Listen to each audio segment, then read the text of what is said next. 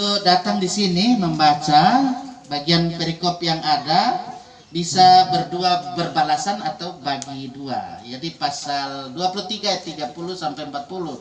Jadi bisa berbalasan atau terserah dua. Sini Pak, sini. Sama ini.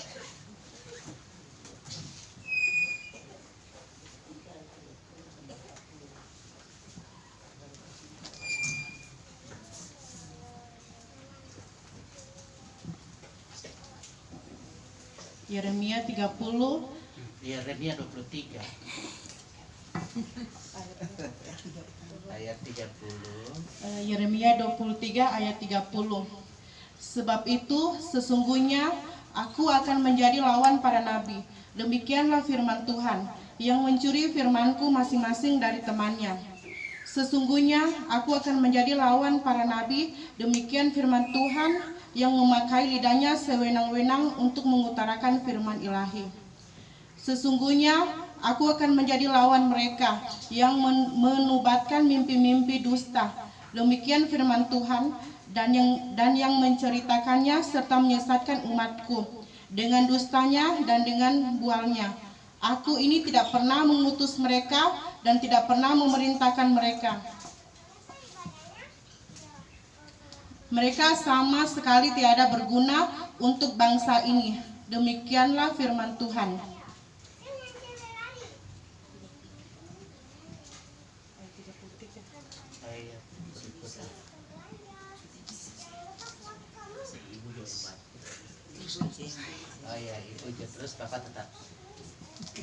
Apabila bangsa ini, baik nabi ataupun imam, bertanya kepadamu, apakah sabda yang dibebankan oleh Tuhan? Maka jawablah mereka, kamulah beban itu. Sebab itu kamu akan kubuang dari hadapanku. Demikianlah firman Tuhan. Adapun nabi atau imam atau rakyat yang masih berbicara tentang sabda yang dibebankan oleh Tuhan, kepada orang itu, kepada keluarganya akan kulakukan pembalasan. Beginilah kamu katakan masing-masing kepada temannya dan masing-masing kepada saudaranya. Apakah jawab Tuhan atau apakah Tuhan? Tetapi sabda yang dibebankan oleh Tuhan janganlah kamu sebut-sebutkan lagi, sebab yang menjadi beban bagi setiap orang ialah perkataannya sendiri. Oleh karena kamu telah memutarbalikkan perkataan-perkataan Allah yang hidup, Tuhan semesta alam Allah kita.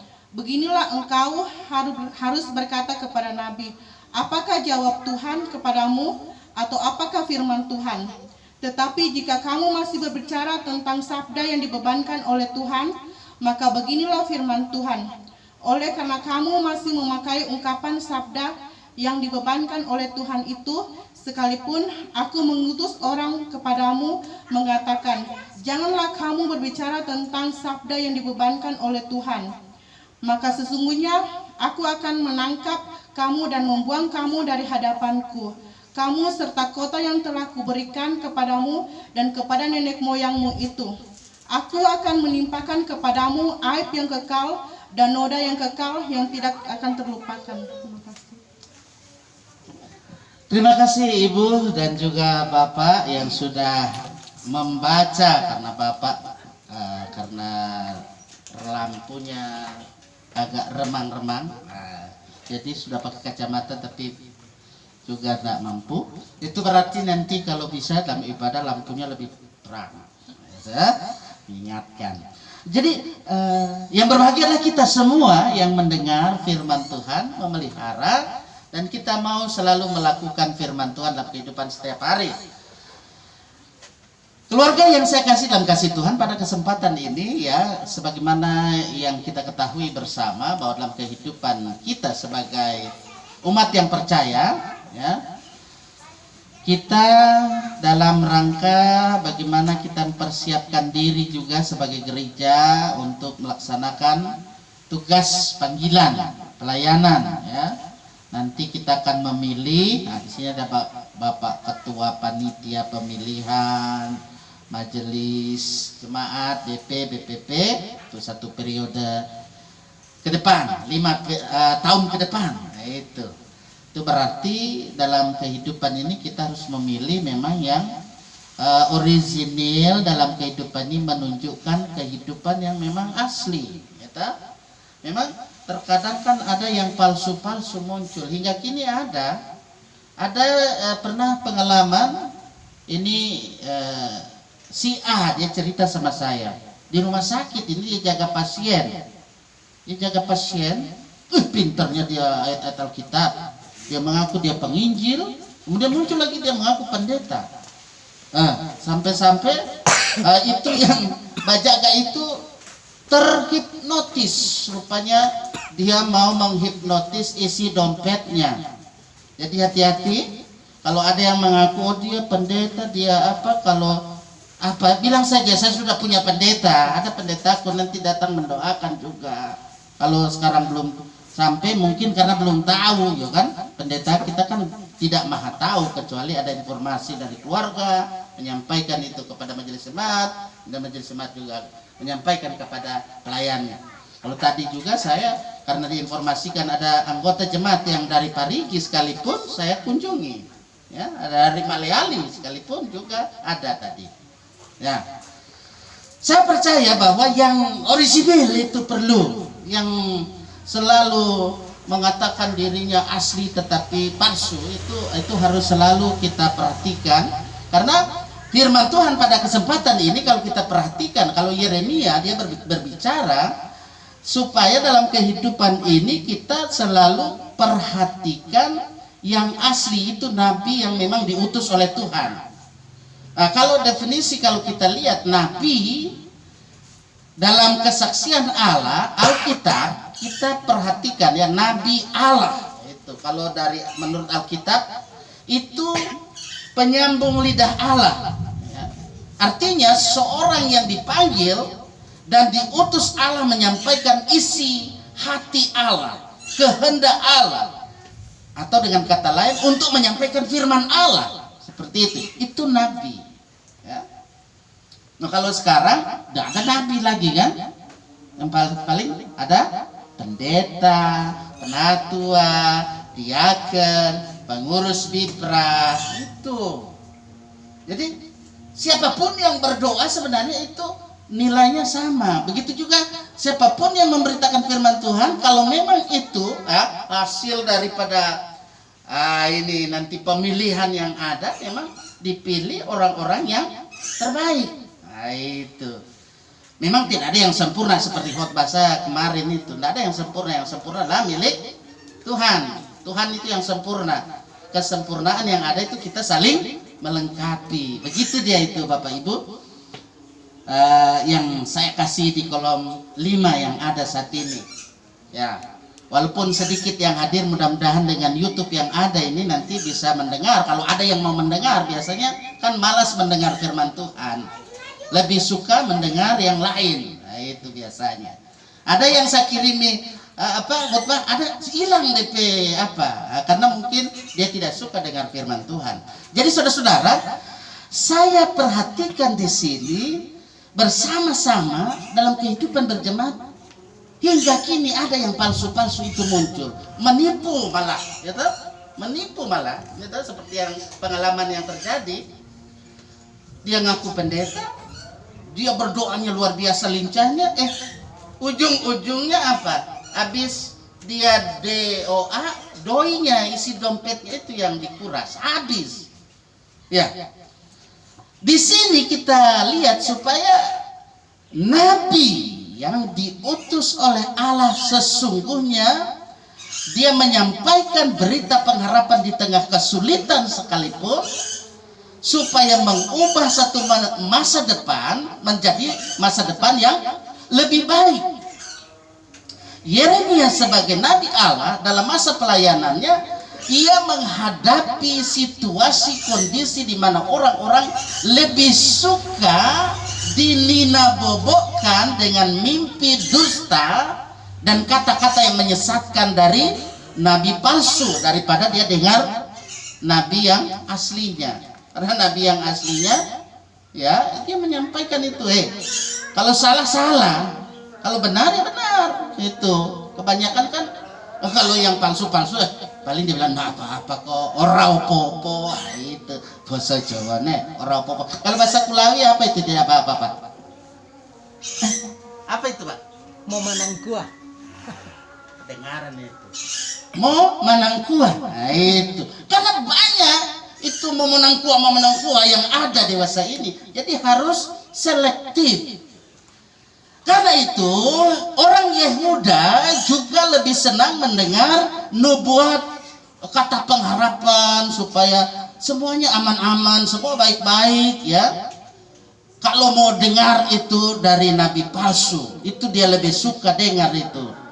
Karena hanya untuk supaya senang hati orang-orang yang mendengar ya. Tapi kalau yang aslinya ya, kalau dia sekarang penatua, dia diaken, dia pendeta, memang kalau salah ya salah, kalau benar ya benar itu. Tapi terkadang kan cari muka, ada yang seperti itu toh. Nah, tidak bisa dipungkiri ada yang seperti itu.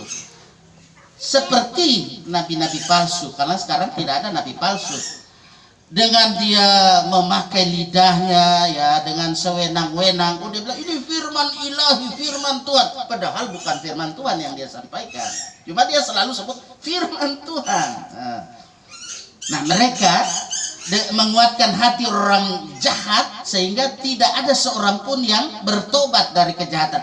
Perhatikan kalau baca itu di ayat 14 di pasal yang ada ya, yang dibaca tadi di ayat 14, tapi kalau tadi kan pas di ayat 30 sampai 40 ya, ini pasal 23 14 itu. Nah, kalau saya baca nanti panjang khotbah ini. Dalam bagian ini ya, kalau lihat di situ mereka yang nabi palsu itu ajarkan mereka, pikirkan apa yang mereka suka demi menyenangkan hati orang supaya orang enak mendengarnya ya, suka sekali dia mendengarkan. Padahal itu menuju pada jalan kebinasaan. Dia selalu berkata kepada orang jahat, kamu ya nggak apa-apa, biar kamu bikin kejahatan, nggak apa-apa, ropopo. Apa tadi bahasa Kulawinya, Pak? Mau menang gua. Nah itu, sehingga dia bilang, oh nggak mau menimpa itu kehidupan. Itu ayat 17, perhatikan itu. Nah, dengan pemutar balikan firman Tuhan, seakan-akan Tuhan berfirman lewat mereka, padahal mereka bukan utusan Tuhan. Itu. Tapi dia mengaku, ya, mengaku, oh saya ini utusan Tuhan. Padahal nonsens. Nah, karena itu Nabi Yesaya kalau kita lihat di sini, dia tegas ya. Kalau kita kaitkan juga dalam perikop yang ada, Yeremia dia sendiri juga dengan tegas dia menyampaikan ketika dalam kehidupan ini supaya kita memfilter segala sesuatu yang ada terjadi di tengah-tengah dunia ini, supaya jangan sampai kita mendengar yang palsu-palsu yang kedengarannya menarik hati, yang mengaku utusan Tuhan padahal sebetulnya bukan. Karena itu nabi-nabi palsu itu akan berhadapan dengan Tuhan, bercermin dari firman Tuhan. Ini kalau kita lihat dalam kehidupan, firman itu sebenarnya dia tajam bagaikan pedang bermata dua, maju kena, mundur kena, kiri kanan kena. Nah, itu Tuhan ketika mendengar, pasti orang-orang yang menyampaikan firman menganggap apa yang dia sampaikan itu sudah dari Tuhan padahal bukan dari Tuhan. Tuhan pasti sangat membenci. Firman Tuhan ketika disampaikan, mungkin saya menyampaikan firman Tuhan itu bisa sangat menyakitkan, tetapi itu bermaksud baik ya. Ya, terkadang ada yang jengkel sama saya. Oh, kenapa Pendeta Sarul bilang begitu? Ya karena firman Tuhan saya harus sampaikan, tidak untuk menyenangkan si A si B ya tak? Perhatikan itu, Amsal 4 ayat 22-23. Coba dibaca, siapa yang dapat? Amsal 4 ayat 20 sampai 22. Nah, Pak Made, kalau cepat dia baca itu. Ada Alkitabnya berwarna-warni. Sini Pak. Amsal yang dibaca 4. Amsal pasal 4 ayat 20 sampai 22. 2 ayat saja itu Pak. Loh apa? Amsal itu. Amsal 4 ayat 20 sampai 22. Sini Pak. Ya, saya senang kalau dengar suaranya Bapak itu. Ya. Amsal pasal 4 ayat 20 sampai 22. 20 sampai 22. Ya. Hai anakku, perhatikanlah perkataanku, arahkanlah telingamu kepada ucapanku. Janganlah semuanya itu menjauh dari matamu. Simpanlah itu di lubuk hatimu. 22. Ya. Karena itulah yang menjadi kehidupan bagi mereka yang mendapatkannya dan kesembuhan bagi seluruh tubuh mereka. Kita beri aplaus tepuk tangan. Nah, itu jadi firman Tuhan jangan jauh dari pandangan mata kita dan taruh di lubuk hati kita ya. Supaya dalam hidup kita senantiasa boleh memperhatikan bahwa firman Tuhan memang kadang terasa pahit, tetapi itu bagaikan obat yang menyembuhkan. Siapa di sini perawat? Coba tanya perawat atau dokter. Ada anak kita dokter. Kalau obat itu kan tidak selalu manis tuh, kecuali untuk anak-anak itu ada rasa jeruk supaya dia mau minum obat. Tapi obat itu selalu juga pahit, ya. Ada yang pahit. Bagaimana obat yang bisa menyembuhkan? Nah, kadang-kala memang firman Tuhan bagaikan bisa kalau hari Minggu dikatakan bagaikan palu. Dia memukul kita dengan kuatnya dan bahkan dihancurkan hati kita. Tapi bermaksud untuk membangun kembali kehidupan ini. Dan firman Tuhan memang kadang bagaikan api yang membakar, menghanguskan, tetapi itu bermaksud memurnikan kita. Karena itu dalam hal kita mau membaca firman Tuhan, kemudian mendengarkan firman Tuhan, hendaklah kita selalu menerima kebenaran firman Tuhan itu dengan utuh, supaya dalam kehidupan ini kita terus bisa melakukan. Jadi jangan, ada kan suka copot ayat ini, oh ini menyenangkan sekali copot ayat ini, dia tidak tahu apa latar belakangnya itu.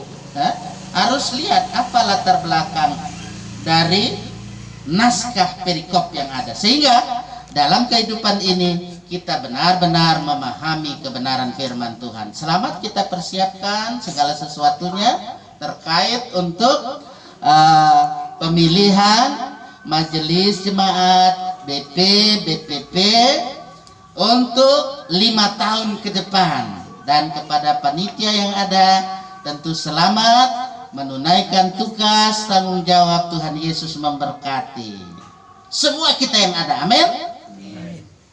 Mari kita respon firman Tuhan dengan menyatakan, Bapa Surgawi, ajarku mengenal, supaya kita mengenal betapa dalamnya kasih-Mu. Terkadang kita, oh kenapa Tuhan begini? Itu.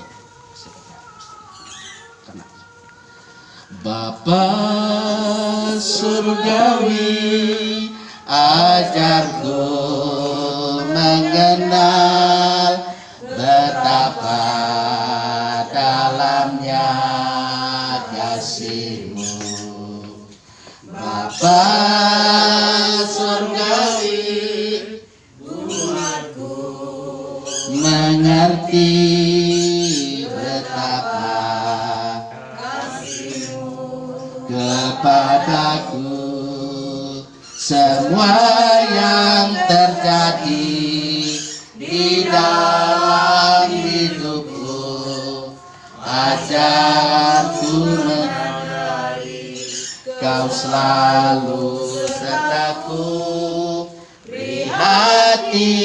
selalu bersyukur padamu, rencanamu indah bagiku. Jadi rencana Tuhan itu indah bagi kehidupan kita. Rancangannya adalah damai sejahtera, walau terkadang pedih, karena firman itu tajam bagaikan pedang bermata dua. Mari saat ini kita akan menyatakan syukur. Beri dengan sukacita, Tuhan memberkati kita semua yang memberi dengan sukacita hati. Ya, bulan ini masih adalah bulan kemerdekaan. Betapa kita tidak bersyukur. Dan saya berikutnya. Betapa kita tidak bersyukur, bertanah air kaya dan subur.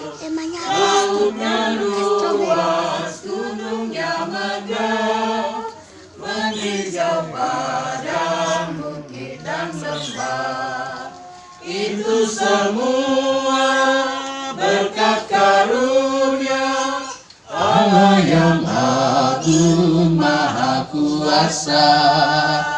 Itu semua berkat karunia Allah yang agung maha kuasa. Alangkah indah pagi mereka, bermandi cahaya surya nan cerah. Di tingkah kicau burung berhenti, bunga pun bangkit harum berseri. Itu semua berkat karunia Allah yang agung maha kuasa. Itu semua berkat karunia Allah yang agung maha kuasa.